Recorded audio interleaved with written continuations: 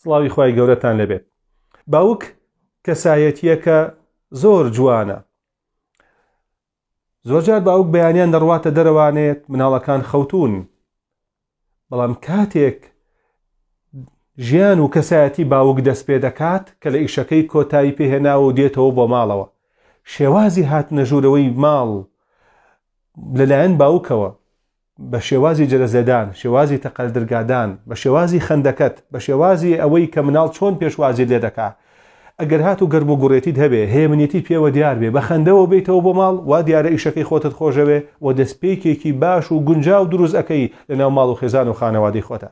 فێریان بکە کە تۆ سڵاوی گەرم بکەی، ئەوانیش وەڵامی گەرم و گوڕ بدەنەوانێ.